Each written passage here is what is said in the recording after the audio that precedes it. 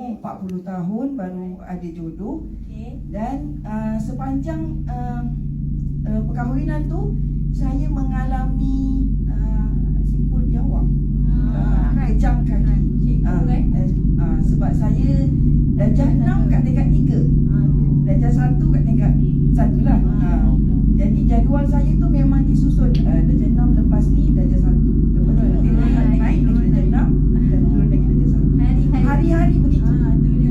Jadi bila hari sukan lagi stres, sebabnya saya akan naik Padang tu, naik tingkat 3 tu, ambil barang-barang persiapan untuk perbarisan. Lepas tu turun lagi ke Padang, pakai-pakai budak-budak kan. Lepas tu simpan balik, naik tingkat 3 lagi. Dalam penghidupan tu memang stres lah, sakit kaki, dan setiap malam memang simpul biawak tu memang akan datang. Dan tumit saya memang bangun pagi je, saya tak nak bangun sebab apa? Sebab saya pijak ni, kaki saya macam ada duri kan. Macam ada cocok-cocok lah. Sangat sakit lah. Lepas tu satu hari tu, suami saya bawa balik kotak tu lah, biru tu kan. Kotak keramat. Kotak keramat tu. Dan dia kata makan lah, try makan, dia kata. Tapi dia tak cakap apa-apa, cuba makan.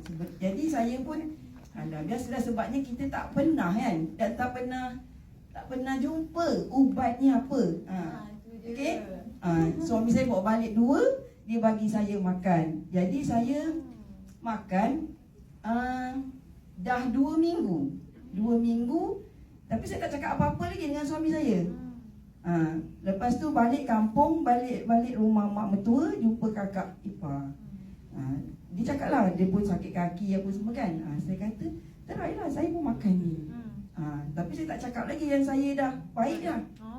Dah tak sakit dah. Berapa lama makan terus rasa kebaikan tu? Seminggu. Seminggu dah nampak perubahan. Ya. Pagi makan dalam kereta je sebelum sampai sekolah.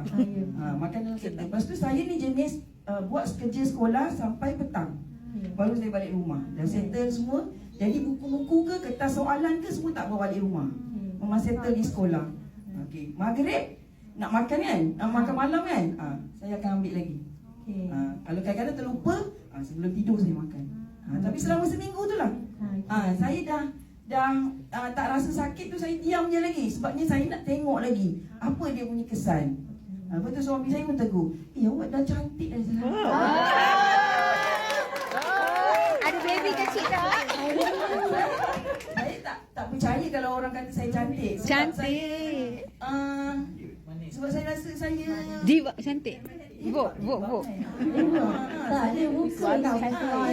Body tak risau. Lepas tu saya kata ya ke? Lepas tu saya pergi tengok cermin. Dia tak ada. Saya sendiri pun tak perasan. Okey, sebelum ni Kak Aina penuh dengan jeragat. Penuh jeragat, kulit kusam dan agak gelap sedikit sebab kat sekolah kan. Betul. So Alhamdulillah, berapa lama baru perasan tu? Itulah dah 2 kotak tu. 2 kotak lah baru rasa tak sakit kaki. Tak sakit kaki. Bila cantik. Kotak kedua? Kotak kedua baru tengok. Baru perasan. Orang tak cakap baru perasan. Betul. Saya pergi sekolah.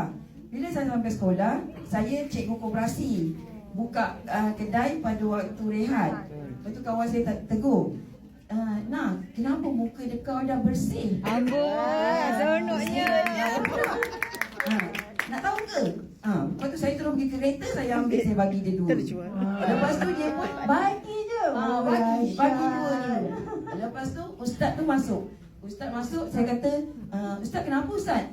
Pinggang saya sakit lah, dia kata. Semalam saya pergi kebun, lepas tu uruskan lembu, dia kata. Saya jatuh pula, dia kata. Pinggang saya sakit ni. Ustaz nak tak saya bagi sesuatu? Saya cakap gitu. Saya ambil lagi 2, saya bagi dia. Besoknya Ustaz tu beli ini juga orang dengan gol saya. tau. Sebab stok dia banyak, dia bagi ke orang.